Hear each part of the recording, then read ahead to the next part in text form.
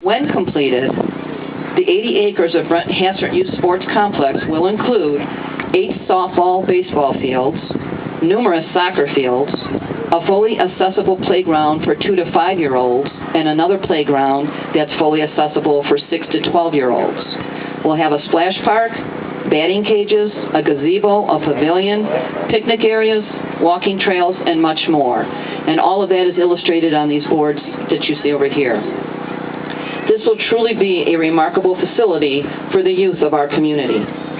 In addition to all of these features, Hassert Park, as we will call it, will be surrounded by an additional 700 acres of open space to be managed cooperatively by the Forest Preserve District of Will County and the Lockport Township Park District. Collectively, there will be over 1,000 acres of recreational opportunity and open space preserved for generations to come.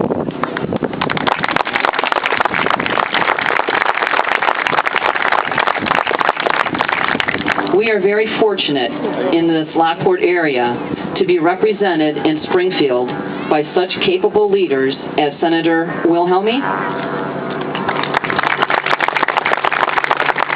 Our county is also very fortunate to be managed by Executive Larry Walsh. Both of these men have been tremendous supporters of the Lockport Township Park District, and for that we thank them. Today, as we celebrate the grand opening of this facility, we are also honoring the man who made this particular vision a reality.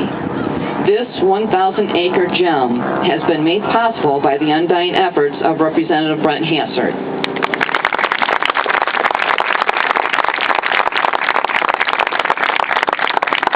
Through most of the 1990s, many people don't know the story behind this, but through most of the 1990s, Representative Hassert worked with the Park Board and the then Executive Director, Max Wood, to acquire the 237 acres for the Prairie Bluff Golf Club.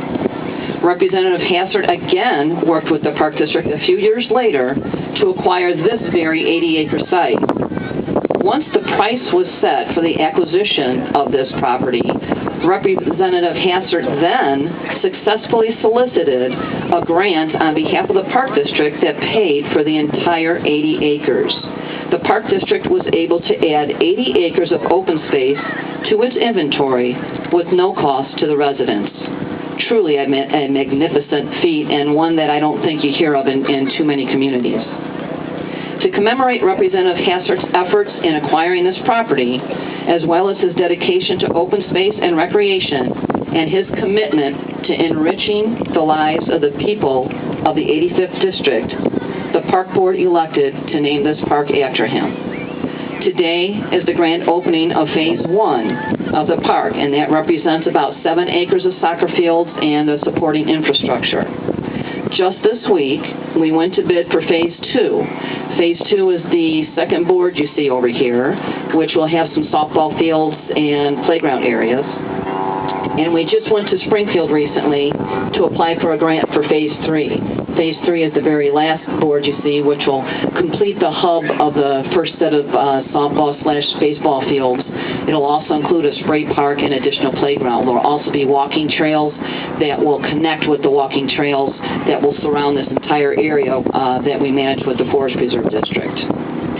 We will continue as long as we can to advance this project.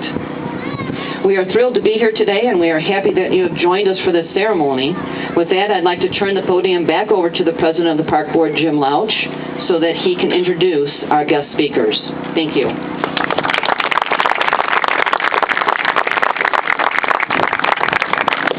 Now I'd like to introduce our State Representative, Brent Hassert, the guy who helped us launch this project off.